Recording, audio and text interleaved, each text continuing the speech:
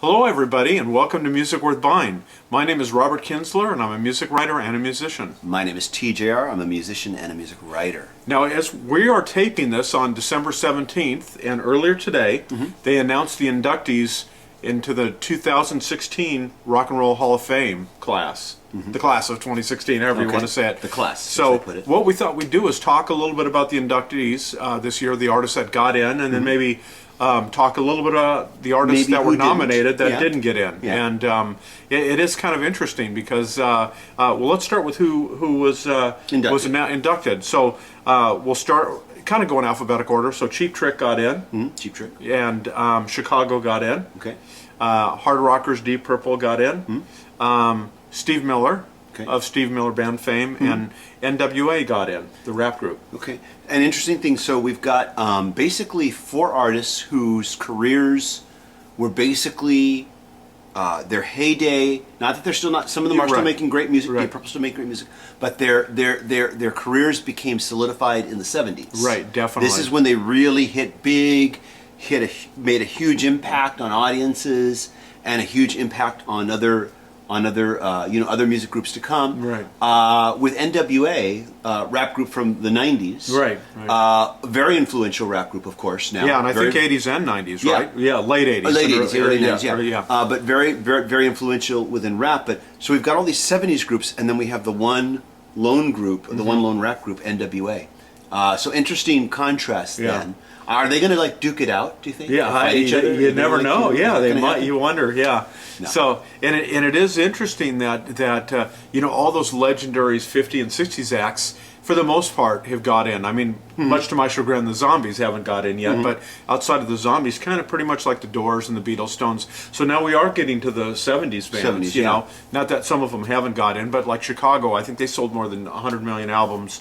They probably really deserve to get in. Although I think a lot of critics, and I'm going to put on my critics hat here, their heyday was like 69 to to the mid 70s as far as their artistic triumphs. After that, they had a lot of hits, but they were kind of like the more syrupy or the less challenging radio fare that I don't think would have gotten them in off that part of their career. But their early career, when the horns and all the amazing things that they did, all the way through Saturday in the Park and all that's, just great stuff. Yeah, Chicago was, like I said, two different bands. I mean, there was the original band, the core band that we had in the 70s, which produced all this really intricate jazz rock influence, jazz rock music. And this is when you had all those big hits like Saturday in the Park, 25 or 6 to 4. Great song. Yeah. And just these and some very phenomenal albums. Yeah. But then as the lineup started to change, as we got into the 80s, the lineup changed more and more and more, and pretty soon, it just became this kind of, syrupy, forgettable top 40 stuff. Top 40 stuff. Yeah. And you can make top 40 music that's not forgettable, but I think a lot of it was pretty forgettable by and large. And I think that's probably what kept Chicago from getting in. And I think it took some time because of that. And like I said, that's not to take anything away from their musical accomplishment, especially their early career, which was marked by some amazing albums. And it's funny you mentioned it because I did when their recent album came out, 32. When that came out, I reviewed it solo on the channel. And on the new channel here, I reviewed it solo. Went back when I had the time to do solo reviews before my life became so disrupted that I couldn't. But and I said at the time, this is where they should have gone in the 80s. Just like Yes in the 80s adapted to the new times, but didn't sacrifice any of their artistic credibility, even though they became more radio friendly. They did not sacrifice any artistic credibility. And I thought, if only Chicago had put this album in the 80s and continued on that path, we wouldn't be bemoaning that whole time period. That's right, with them. yeah. But it was a really good, solid album, that new album that came out recently. Yeah, and I don't think I ever got to hear that, so I'm going to have to listen to that one. Yeah, I do recommend it. And you mentioned Yes, I think they were sadly one of the bands that didn't get in this time, and I think that would have been well deserved. Yeah, I think it will. We'll talk about the groups that didn't get inducted in a moment. But but getting to the ones that did. Now, on the other hand, we look at Deep Purple. Here is a band that also had its lineup that it was known for, and actually, I take it back. And they even Deep Purple's lineup changed from the late '60s through the '70s. The Yes that existed during the big hits like Smoke on the Water is Yeah. different from the Yes that You did mean the hits Deep Purple, like... you mean? I'm sorry, Deep Deep Purple. Purple. Excuse me. You're right. Sorry. We about have all these bands on our brains Thank you for right now. catching me. Thank no you. problem. Yeah. The Deep Purple that existed, that we think of as Deep Purple during the 70s, Smoke on the Water, Yeah, that sort of thing, exactly. is different from the Deep Purple that existed in the late 60s. Right. That was, songs like Hush. Right. And Deep Purple's lineup has changed a lot. Oh, a lot. As a matter of fact, there's been a lot of discussion about that. Like, Which version are they gonna honor? is Richie Blackmore going to show up? Is he willing to play with anybody? Yeah. Nobody knows because he's. I mean, as far as I know, he left the band quite a few years ago and started doing acoustic music. Yeah. I guess he's coming back to do some limited electric shows, but who knows if he'll even show up? You know. And sadly, John Lord, I think, died back in 2012, which was very sad. An amazing. Classical trained keyboardist, he brought a real Baroque element to the hard rock, and stuff. And it's sad he won't be around to be inducted. But yeah, I don't know who from the band will get in. Like Steve Morse has been a guitar player a long time. Is he going to be there, or like you said, do they have to bring Richie Blackmore? That's the stuff where that I'll let the 800 people that vote for the winners to figure out who's going to go there. I'm not sure how that's decided. Yeah. But Deep Purple, though, I want to get to that back to the point there. Deep Purple, while they changed their lineup, I don't feel like they ever really lost their artistic credibility. I think they just kept forging on. Oh yeah. Just trying to make the best music they possibly could make. And matter of fact, their most recent album that came out a few years ago, I love that album. Yeah, it was very good. Yeah, very good. Yeah. And, What now? What now? Exactly. And I like how with the question mark and then the explanation point to cement it. Yeah. But yeah, really good album. Some really good songs and a band that's definitely not quote phoning it in. Yeah. These guys and I saw them about a year ago in concert. Still fantastic. And it's great to see that they don't want to be a nostalgic act even 5 decades into their career and stuff. It's amazing. I think they're still making vital music. Yeah. And then of course now Cheap Trick. Yeah. And you and I have both been fans of Cheap Trick. Oh yeah, much. Yeah. And I know Cheap Trick went through a certain kind of lull period where they had kind of lost their way a little bit. They were bringing in outside songwriters for a period there, but I think they found their way back again. Yeah. And they began to just make, once again, vital music. I think their last album they did a couple years ago was very good. Yeah. They had not lost any of their edge. And and they're a band that they live and die by their live show. They play. I don't think any band consistently over this many decades has played as many shows as they do. I mean, we're basically in the Southern California area. They roll through. I'd say Southern California at least. It seems like 2 or 3 times a year, and they have a very loyal following. Some people I know, they're like their favorite band. I mean, they have that kind of effect on people. I think, and and I think for a long time, the buzz you hear, especially from people that love power pop and stuff, is like, when is Cheap Trick going to get in there? They're one of the greatest ever American rock bands. When are they going to get in the America-based Rock and Roll Hall of Fame? And it's nice to see them get in. I think of all the bands that are getting in this time, they were the ones that I was cheering for and rooting for the most. I think. Okay. Now and then after that we have Steve Miller. Now I personally, just know the hits. I don't feel that qualified. I know you've listened to him more, and you've listened to his recent releases, right? Too. He came back after, and because I don't have that in front of me, but his first blues album, I think it came out in 2010. It was called Bingo. Then there was one like the next year called Let Your Hair Down. He hadn't done a new studio album, I want to say, in more than a dozen years. I don't know how long it was. And these are great albums, and they're taking him back to the beginning because he did start out kind of as a blues guitarist, and then I think. I'm not saying that the hits happened by accident. I think they're very well-crafted, timeless songs. Stuff like Jungle Love and Fly Like an Eagle and stuff. I mean, this is some pretty great stuff. But it's funny when you see him live. He has, he plays the hits and stuff, but then he has this thing where he gets down into the blues and stuff, and it's kind of neat to see him succeed. And he is very excellent in concert. When I first saw him, I was not nearly as impressed. Maybe in the '90s. In his last few shows. Maybe because he has a new music out, he seems revitalized, and he seems really hungry again to really go out and deliver these monumental, nights, knowing, hey, if this is the only time people are going to see me, I want to leave them with a memorable show. And I think he does that. Very good. Yeah, don't feel even qualified to comment on it. Yeah, I'm just not familiar enough with his work, to be honest. And I He's think a very good guitarist. Yeah, and I think the fact that so many people like Paul McCartney have asked him to be on their records and stuff speaks. That does speak quite a because bit. when you're Paul McCartney, you can have anybody come in. You can put a phone call on just about any guitar player in the world is going to say, "Oh, Paul McCartney gave me a call and wants me to come down to the studio. I think I'm going to," and that says a lot that he's been involved. You know, and he is a really good guitar player and it seems like a genuine nice guy too, which doesn't hurt. Yeah. You know.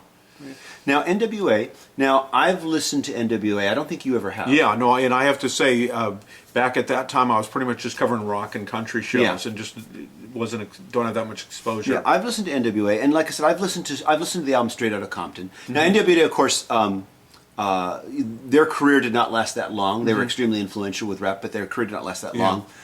You know, unfortunately, due to a lot of tragic circumstances. But you know, Straight Outta Compton. You know, and the thing is, I oftentimes don't feel like I'm qualified to judge rap. I listen, but I've listened to like Straight Outta Compton. I feel it's a good album. I think it's a really good album. I know that they are, and I don't feel like I know rap as well as I know, you know, rock and pop. Yeah, I don't feel like I know it as well as I know rock and pop. Not by a long shot. That's why I oftentimes feel I'm not qualified to judge. But I felt like Straight Outta Compton was, you know, that's a really good album, a really solid album, good songs, good writing, really good lyrical writing. I know that, you know, back then a lot of people said, well, you know, there's all this back in the day, you know, there's all this disrespect for authority, you know, and it's glorifying being a criminal, being a gangster. But to me, it feels no different than, you know, Judas Priest singing "Breaking the Law." Yeah, you know, it's like it's okay. Or even Bobby Fuller or something like "I Fought the Law" or something like that. Yeah. Or even Steve Miller, "Take the Money and Run," Yeah, Take the Money which and Run. glorifies criminal activity. Right. Which you could say is glorifying criminal activity. That's a good point. And you know, it's like it's okay if a bunch of white British guys with guitars talk about breaking the law. It's not okay if a bunch of black rappers talk about it. Yeah. You know, it's a good point. Yeah. But I thought that was a good, solid album with really good writing, and while I feel I don't feel qualified to completely discuss that genre, I can see its influence that it's had on the genre. That it's obviously been a very influential album. So, and that brings up the other point here. I think we might have talked about this the last time we talked about the Rock and Roll Hall of Fame's awards. Some people say, well, it's the Rock and Roll Hall of Fame awards. Why is country in there? Why is rap in there?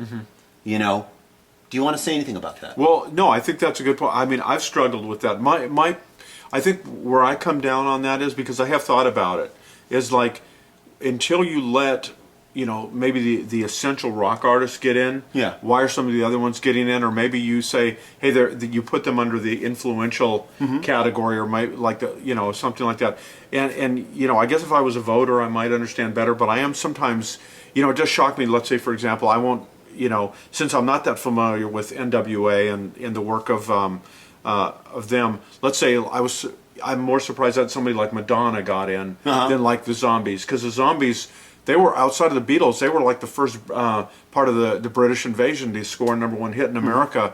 That was a big deal. They if it had just been the Beatles, you'd say, oh, they're an anomaly. But when the Zombies came in, like, hey, it's not just one British band. It's going to be the Stones. It's going to be the Who. It's going to be the King. It's all these British bands. So to me, they're kind of it'd be like leaving Buddy Holly off because he only basically recorded most of his seminal work over an 18-month period. Some people really do, you know, but again, the forces behind why somebody, let's say like NWA, got in when people like the Zombies don't, or the Cars don't, or the Smiths don't, or the Cure's another one. They're long been eligible and they can't get in. Those are the things that I guess I don't know, but I'm not a voter. So.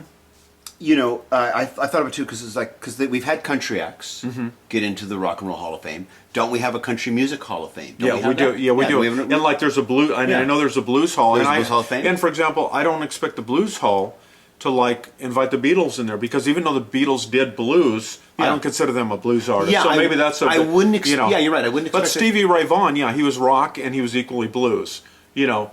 But, you know, just because B.B. King did a song with U2, I don't expect U2 to get into the Blues Hall of Fame. Yeah. That I don't think is right. So again, but the Rock and Roll Hall of Fame, now that they've kind of gone this direction where they do let some of these other artists in, you know, I guess it makes sense that then you can't exclude. Well, yeah, you can't exclude. Yeah, you either have to keep, you know, because like I said, I don't expect the Beatles to get into the country music Hall right, of Fame exactly. either. Well, that would make, even though Ringo Starr did like some country type songs, he did some Buck Owens songs or Honey Don't or something. Yeah. But that doesn't mean you put him in the country, music Hall of Fame. And there should be at this point now there should be a hip hop Rap should Hall be. of Fame. That actually should exist now. Uh-huh. It's been long enough. It's now been that long should enough, exist. yeah, And exactly. I won't expect Led Zeppelin to get in there. Yeah, yeah. Even though I know a lot of hip hop artists have And I sampled think, Led and Zeppelin. I don't know the name, but I think even, and of course Cheap Trick would get in, or something like ELO would probably, but I think there's even like, it's got as distinctive as like we're gonna have a power pop or a melodic.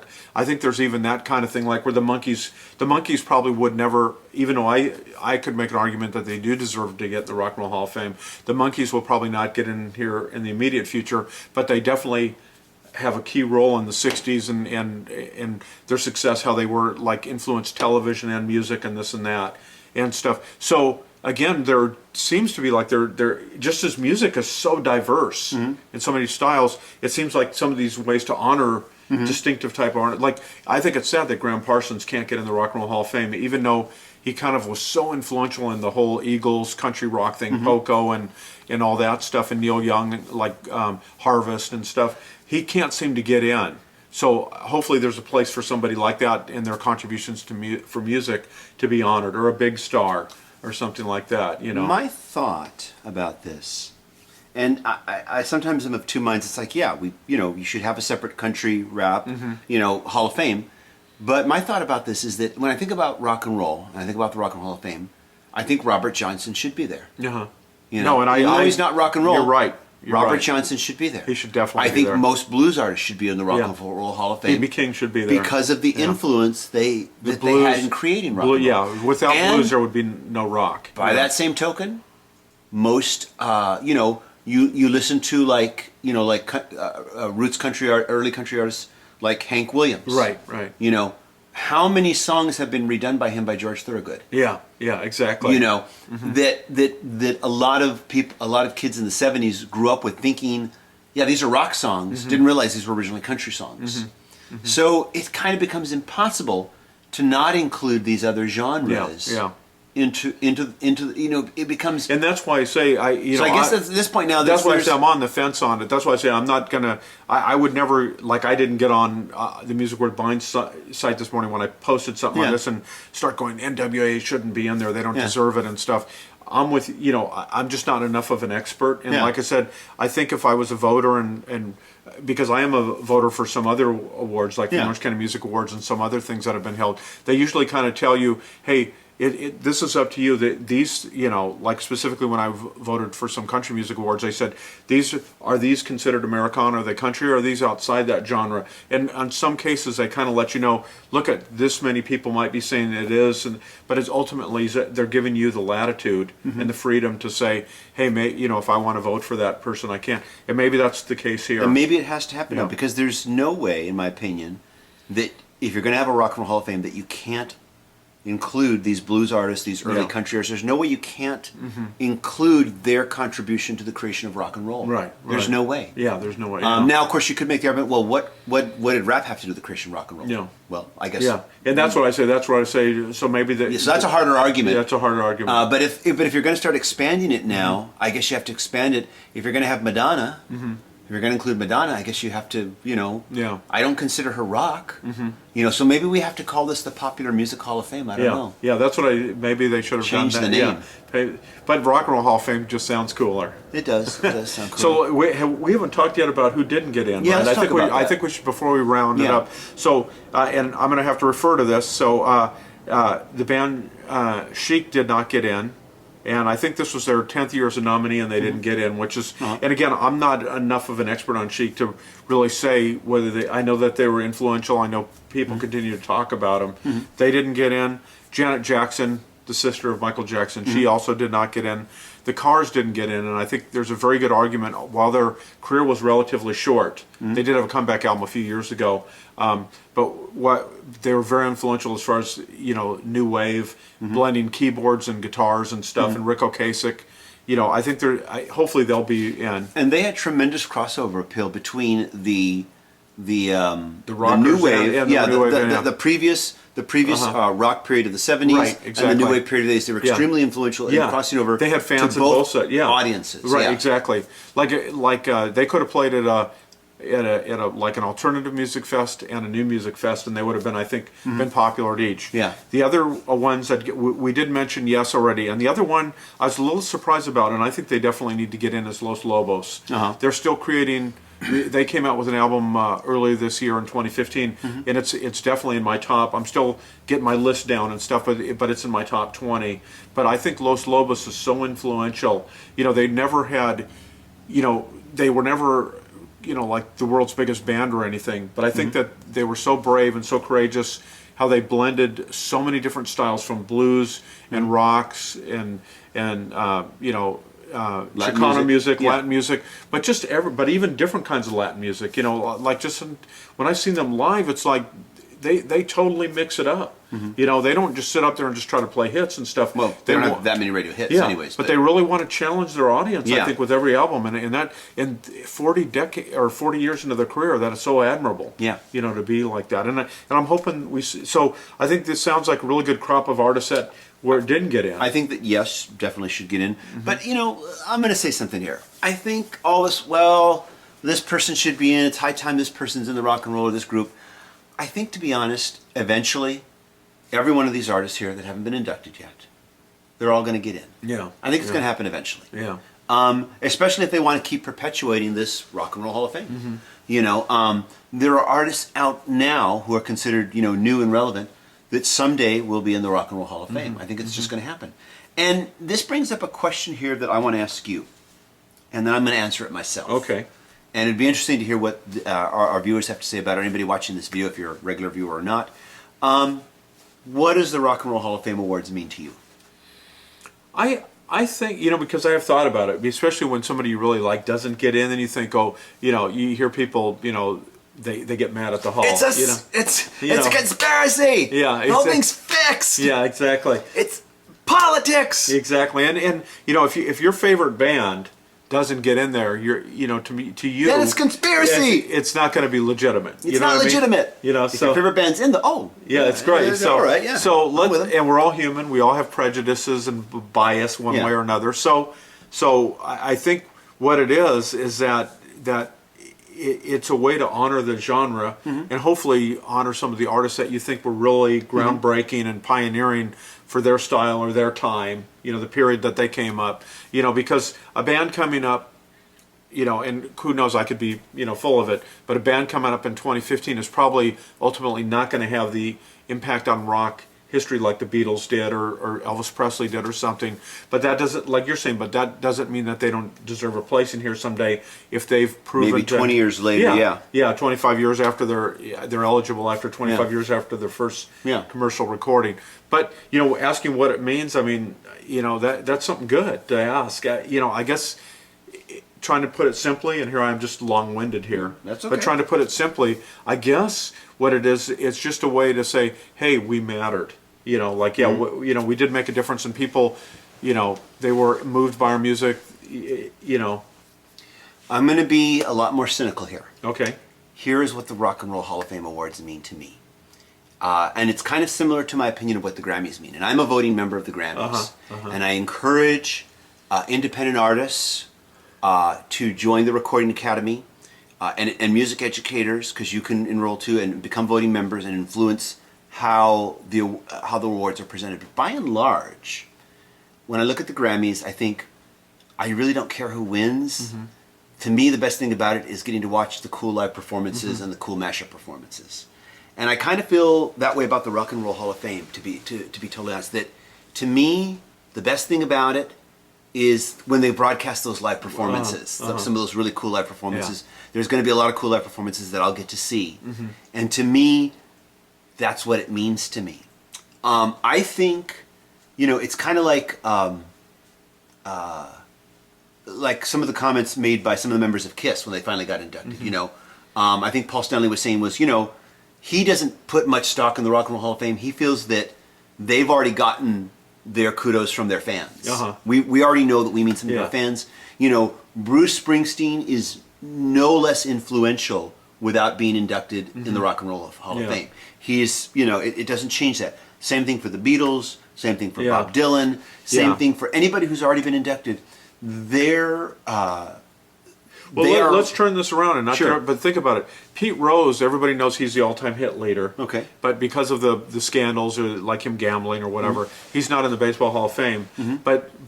So even though everybody said, "Hey, this guy was Mr. Hustle," he was this amazing ball player with this long, distinguished career and stuff. But it's real. People still want him in there because it's like, hey, he deserves that. And I guess that's kind of what, maybe the same hand, even though I get what you're saying about the performance, because that's really cool and stuff, that stuff is great. But I think there is something to be said, like if I had been in a some of my favorite bands, like the Smithereens are one of my favorite bands. I don't think the Smithereens are ever going to get in there, so that doesn't detract from my loving the Smithereens, loving their music, thinking they're great, going to see them. But it would be. But if they ever got in, that I'd be just kind of like with Cheap Truck. That is super cool that they're getting in there.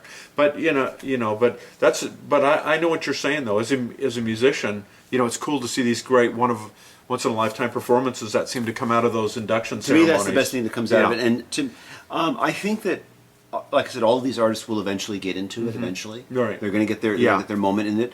And I'm sure if I was in one of these groups, if I was one of these artists, I would feel like, hey, I would feel great about that. Yeah. That would be awesome for me. But I feel the same way about the Grammys. I really don't care who wins, though I do encourage. Having been on the inside, and I was someone who hated the Grammys. I used to say it's all politics. Now as an insider, I have a slightly different view of it. But I still think, I won't get into it here. That's another discussion. But I think that by and large, to me, it's more about the performances I get to see than who really wins. It doesn't really make much of a difference to me. With the Grammys, I feel it's more of a popularity contest to a certain extent. Now that I've seen it from the inside, I can understand why it sometimes works that way, even though nobody wants it to be. Yeah. There have been exceptions, like when I was really thrilled when Esperanza Spalding won over Justin Bieber. And to me, it was a triumph of substance over style. Yeah. And not because I hate Justin Bieber, but it's just obvious. Her talent's way up here. His talent, I'm sorry, is just not up there with her. It's just not. I'm sure if he has any sense of objectivity, he'd say the same thing probably. And if it was me, I'm sorry, I don't mean to keep stopping you. No, that's okay. Even if it was me, I would say, Esperanza Spalding's way up here. I'm way down here compared to her. Yeah. No, there's no comparison. There's so many, and there's so many things that you see are so silly. Like there was recently, and we're shooting this obviously in December, so we're already seeing a bunch of top 10, top 20, top 25 lists on. I saw one list recently, and everybody on their list basically was under the age of 30. So that means, as a result of that means great artists, a number of great artists, like whether it's Jeff Lynne's ELO or the Zombies, or a lot of really good people, great like Walter Trout coming out with this amazing album about his surviving his liver transplant and so grateful to be alive. These albums were nowhere to be seen. And then they talk, and I'm not going to pick on Adele, but Adele's 25. They talk about, well, she's dealing with motherhood, like she's dealt with this lifetime of things. As far as I know, she wasn't on death's door. She wasn't down to under 100 pounds, and no hospital in California would operate on her, so they had to go to wait for a liver transplant in Nebraska. But again, it's because it's not really of an objective basis. One of the things I like about our show, and like we've always tried to do, is we try to be honest and we try to be fair about everything. Like if we don't know much about rap or this and that, we say that. Yeah. And hopefully, as time goes on, the Rock and Roll Hall of Fame will maybe be as objective as I can. I know it's very difficult to say, hey, we can't just base it on sales. You know? I mean, somebody like Michael Jackson deserves to get in because of album sales and talent, just like the Beatles. And his influence. But in Chicago sold not that many albums, but quite a bit of albums. But because of some of the factors we talked about, it was a tougher road for them to get in. I think at the end of the day, you're right. I think some people remember the performances. Some people, if they were, I know that there seemed to be a collective joy when Rush got in. With Rush fans. With Rush fans. Yeah. But even people that probably were not Rush fans acknowledge, like, hey, the band is so important, so influential. Yeah, it is. Dream Theater, whoever it is, so many people were influenced by Rush. I'm not a Foo Rush Fighters fan, but I and agree. everything. Yeah, I totally agree. Extremely influential band. Yeah. And very talented band. Even though I'm not a fan, I have only one of their albums. I acknowledge this is an extremely talented Yeah, band. yeah. So, but now, one other thing I want to bring up in this. When Kiss did get in the Hall of Fame, Paul Stanley made these remarks in a number of interviews where he said, you know, he didn't put much stock in the rock, even though we're winning, even though we're finally in, you know, we're only there for the fans to accept the honor for our fans. He says, I really don't respect the Rock and Roll Hall of Fame Awards that much because it's done by this committee. It's not really done by the people. We should have something that's done by the people. And that's a nice sentiment, but to me it seems totally unfeasible.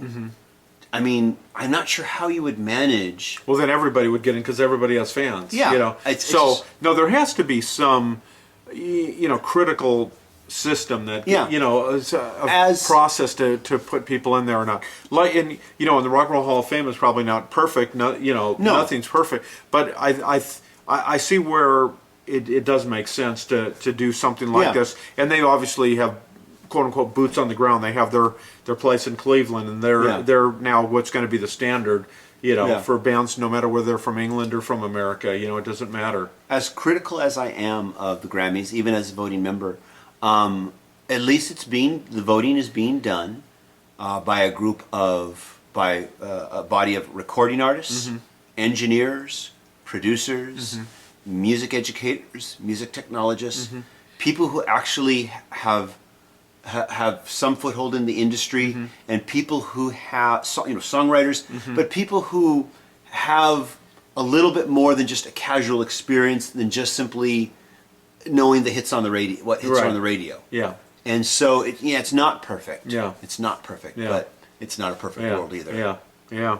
Well, I think this is a good discussion. I think we got to wrap it up so that we can, so people, hopefully, if people are watching this in their lunch hour, they can get back to work on time or something, or get to that show that they're attending. Probably gone on too long there. So we'd love to get your thoughts and opinions on this, and please share with us anything you want to share. And we do thank you very much for watching and for sharing the show with your friends on social media. And as always, if you haven't done so yet, please subscribe to the channel. And my name's TJR. And we just thank you so much for watching. Yeah, definitely. My name's Robert Kinsler. I want to thank you for tuning in, and definitely please leave your comments and what you think about these artists and others, either those that got in or those that didn't. And see you next time. See you later, everybody. Take care. Bye.